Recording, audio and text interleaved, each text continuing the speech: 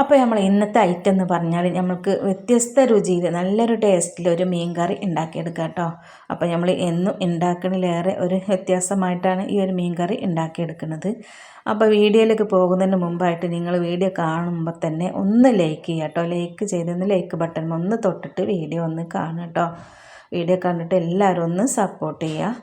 അപ്പോൾ മീൻ കറി ഉണ്ടാക്കാനുള്ള ഒരു പാനൊക്കെ ഞാൻ എടുത്തിട്ടുണ്ട്. ഇപ്പോൾ നമ്മൾ തീയൊന്നും കത്തിച്ചിട്ടില്ല.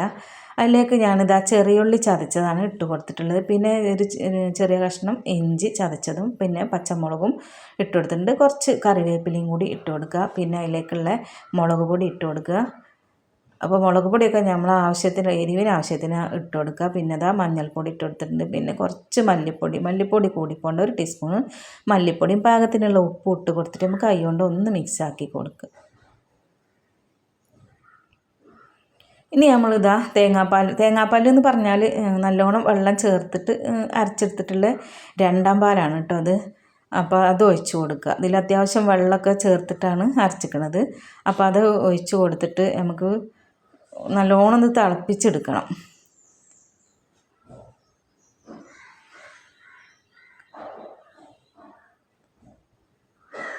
ഇനി ഇതാ പുളി കുടംപുളിയാണ് കേട്ടോ എടുത്തിട്ടുള്ളത്. കുടംപുളി കഴുകി വെള്ളത്തിലിട്ട് കുറച്ച് സമയം വെള്ളത്തിലിട്ട് വെച്ചതാണ്. അതും ഇട്ട് കൊടുത്തിട്ടുണ്ട്.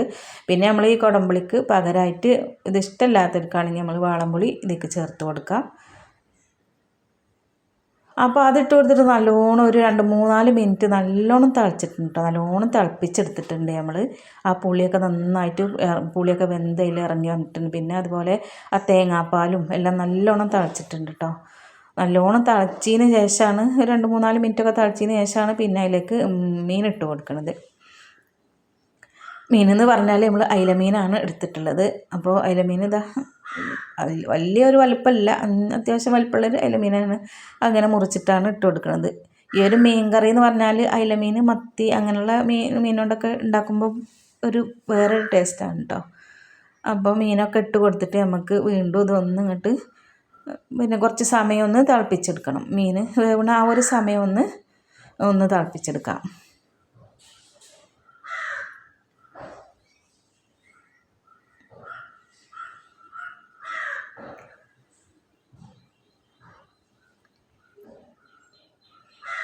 ഇപ്പോൾ ആ മീനിട്ട് കൊടുത്തിട്ട് ഒരു 2-3 മിനിറ്റൊക്കെ ആയിട്ടുണ്ടാവും. അപ്പോൾ നല്ലോണം തിളച്ച് മീനൊക്കെ അത്യാവശ്യം വെന്തിട്ടുണ്ടാവും.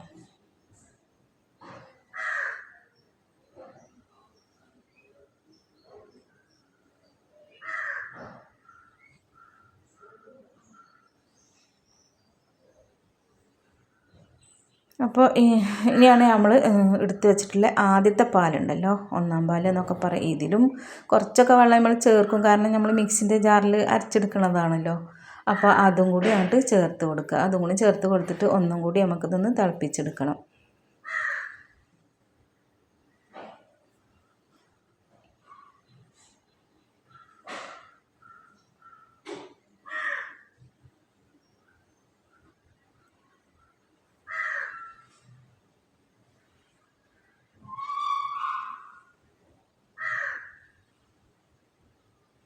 അങ്ങനെ ആ പാൽ ഒഴിച്ച് കൊടുത്തിട്ട് ഇത് തിളച്ചിട്ടുണ്ട് കേട്ടോ. വല്ലാതെ അങ്ങോട്ട് തിളപ്പിച്ചെടുത്തിട്ടില്ല. ഇനി വേണമെന്നുണ്ടെങ്കിൽ നല്ലോണം തിളപ്പിച്ചെടുക്കുക, അതിനൊന്നും കുഴപ്പമില്ല. പാൽ പിരിയൊന്നും ചെയ്യൂല കേട്ടോ. തേങ്ങാപ്പാലാണ് എഴുതിയിട്ട് ഒന്നും അങ്ങനത്തെ പ്രശ്നമൊന്നും ഉണ്ടാവില്ല.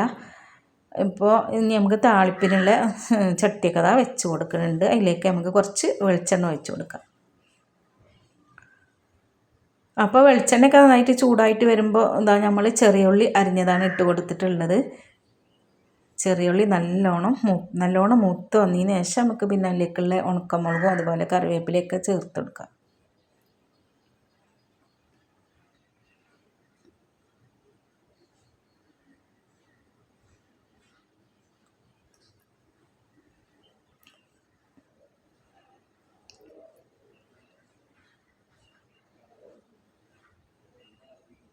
ഇനി നമുക്കിതാ കറിയിലേക്ക് അങ്ങോട്ട് ഒഴിച്ച് കൊടുക്കാം കേട്ടോ. അപ്പോൾ നല്ല ടേസ്റ്റും സിമ്പിളും ആയിട്ടുള്ളൊരു കറി തന്നെയാണ് കേട്ടോ. അപ്പോൾ നമ്മൾ ഇതിൽ ഉള്ളി, തക്കാളി, വെളുത്തുള്ളി അങ്ങനത്തെ ഒന്നും ചേർത്തിട്ടില്ല. ഇപ്പോൾ നമുക്ക് ഈ ഒരു കറി കണ്ടാൽ തോന്നും ലൂസാണെന്നൊക്കെ തോന്നും. പക്ഷേ പറഞ്ഞിട്ട് കാര്യമില്ല, തേങ്ങാപ്പാലല്ലേ, തണുക്കുമ്പോൾ നല്ലോണം നമുക്ക് കട്ടിയായിട്ട് തന്നെ ഈ ഒരു കറി കിട്ടും കേട്ടോ. ഈ ഒരു ലൂസൊന്നും അപ്പം ഉണ്ടാവില്ല തണുക്കുമ്പോൾ.